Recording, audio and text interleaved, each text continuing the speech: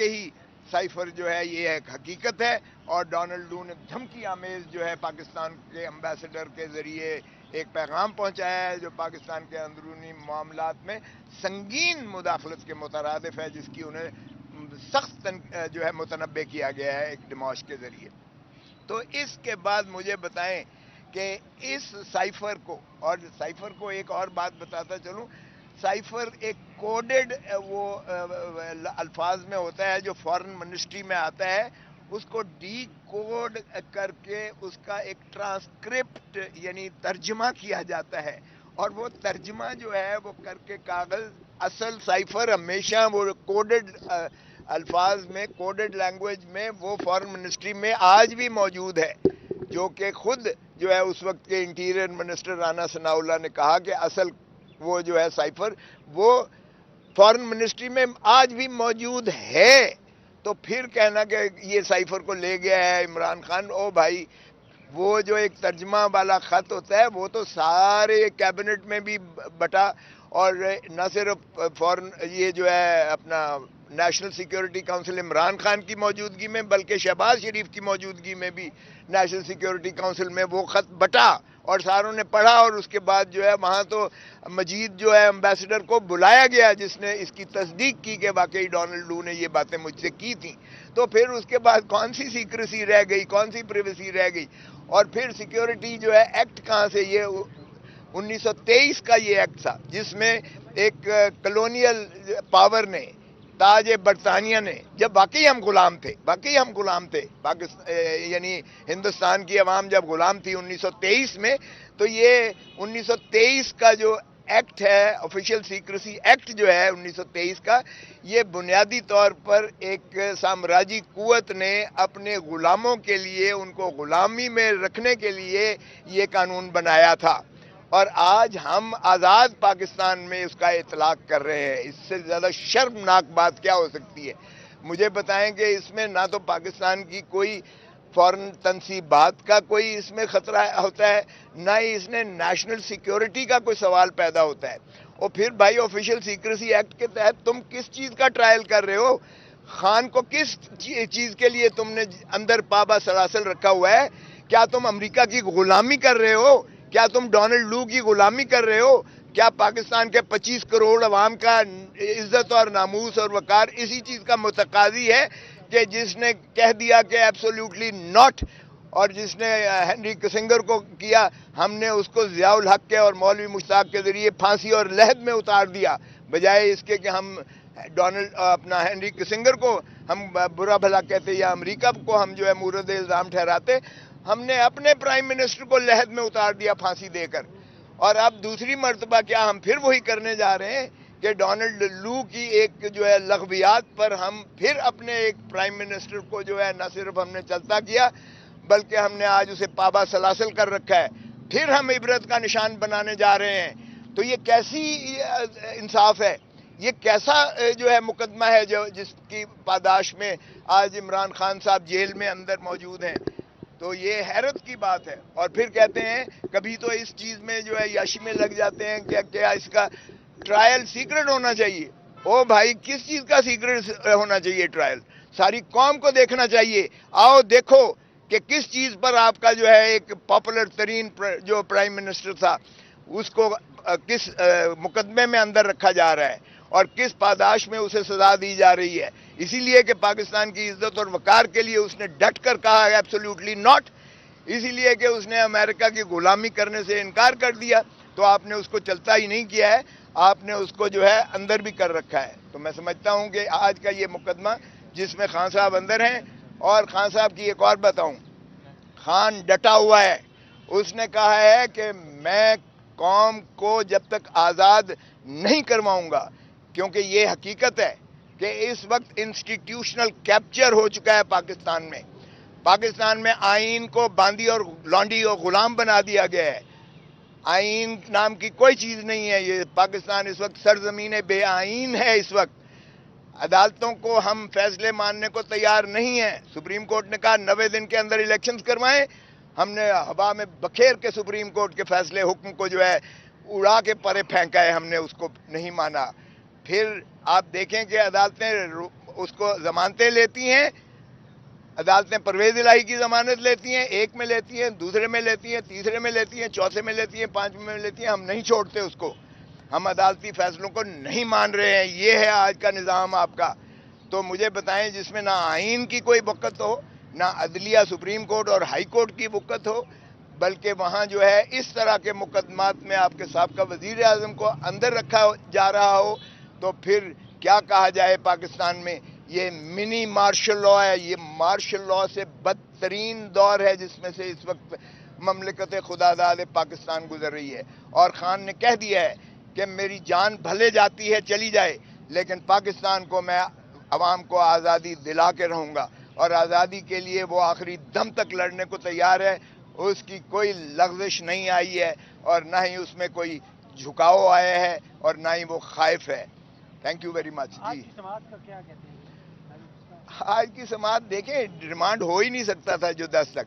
اگر چالان نہیں دیتے اس کا مطلب ہے آپ کے پاس کوئی ایسا شواہد نہیں ہے ٹینجیبل، مؤثر شواہد ثبوت نہیں ابھی تک میسر آ رہے، تو پھر آپ تاریخوں پہ تاریخیں لے رہے ہو. آج بھی چالان پیش نہیں کیا گیا ہے، اس لیے کہ چالان کس چیز کا پیش کریں.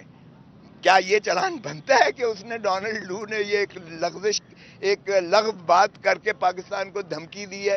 اس میں پاکستان کی کون سی سیکیورٹی خطرے میں پڑ گئی ہے؟ پاکستان کی عزت اور نموس اور وقار کو تو عمران خان نے ڈٹ کے جو ہے دفاع کیا ہے. کیا اس کی سزا جو ہے آفیشل سیکریٹسی ایکٹ 1923 میں جو سامراجی قوت نے ہمیں غلام رکھنے کے لیے کیا تھا، کیا آج بھی ہمارے اوپر وہی سامراجی قوت ہے، سوائے اس کے کہ خاکی ٹوپی والا چلا گیا اور کوئی اور جو ہے آ کے آج اس ملک کو جو ہے پھر غلام بنانے کے لیے عوام کو یہ قانون کے سہارا لے رہا ہے؟ تو اسی لیے خان نے جو ہے اس کو ڈٹ کے کیا ہے. آج ریمانڈ غلط دیا ہے عدالت نے، بالکل کوئی جواز نہیں تھا. 10 اکتوبر تک دیا ہے، آج کا کوئی جواز نہیں بنتا تھا. آج خان کو رہا کر دینا چاہیے تھا باعزت طریقے سے اگر چلان نہیں آیا. باہر کا 10 اکتوبر کی تاریخ. کیا کہتے ہیں ڈیالہ کا؟ سر کل عامر فاروق صاحب نے کہا کہ یہ کیس جو ہیں لائیو سٹریمنگ میں جائیں گے، اس میں وہ مسکرائے بھی ہیں، تو اس حوالے سے آپ کیا کہتے ہیں؟ اور دوسرا جاوید صاحب نے جس طرح کہا کہ اڈیالہ جیل منتقلی کے حوالے سے کل وکلاء کی جانب سے ایک ٹویٹ کیا گیا جو میڈیا پہ کافی پھیلا، لیکن اس کو بعد میں ڈینائی کر دیا گیا. کیا اس طرح کا یہ معاملہ ٹھیک ہے؟ نہیں دیکھیں، وہ تو فیصلہ ایک کل دیا ہے، انہوں نے آرڈر کیا ہے. انہوں نے کہا ہے کہ اب ان کا جو وہ سٹیٹس تھا بطور ایک قیدی کے سزا یافتہ کے، وہ ختم ہو چکا، کیونکہ ان کی وہ اس میں ضمانت ہو چکی ہے. سزا جو ہوئی تھی 3 سال والی وہ معطل ہو چکی ہے، سزا سسپینڈ ہو چکی ہے. لہذا اب وہ آرڈینری پریزنر کی حیثیت سے اس سائفر والے کیس میں.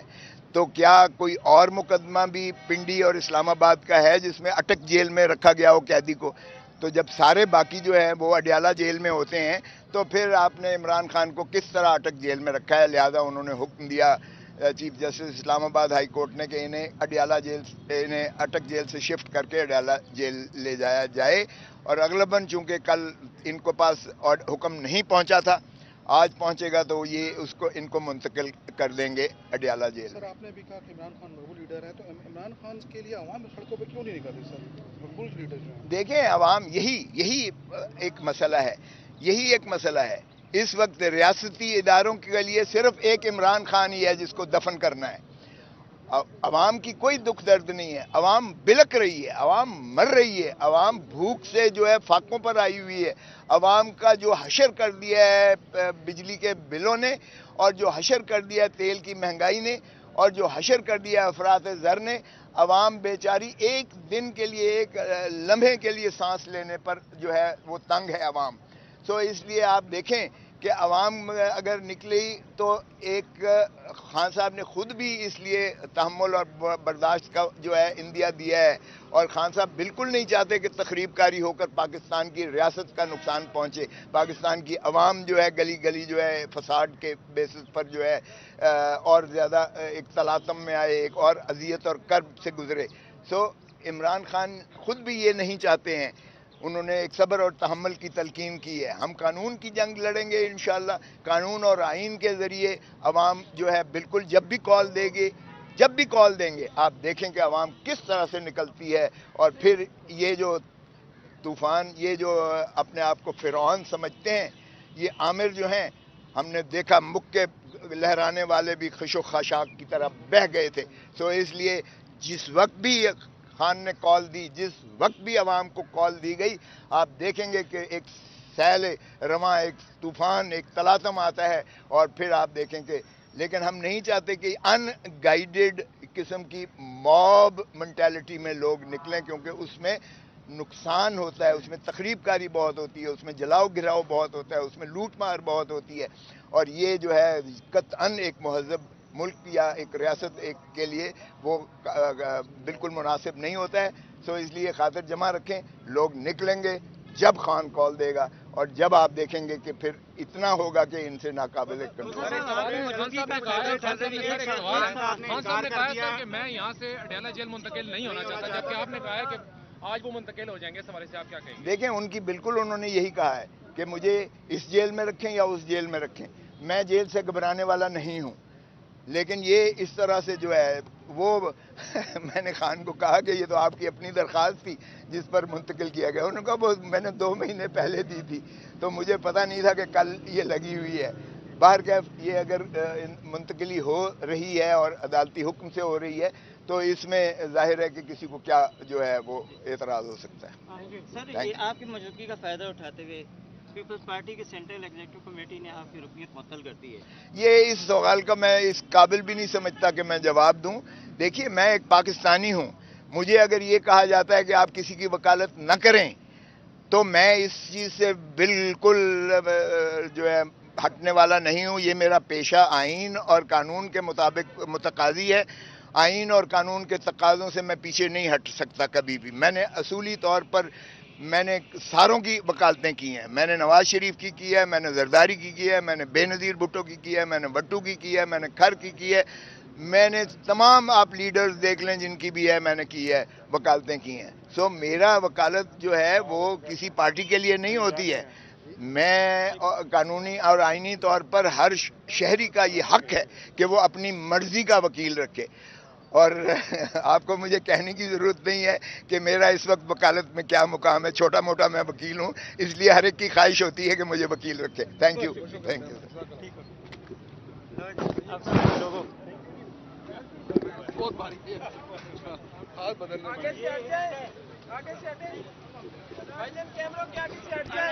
आगे से हट जाओ।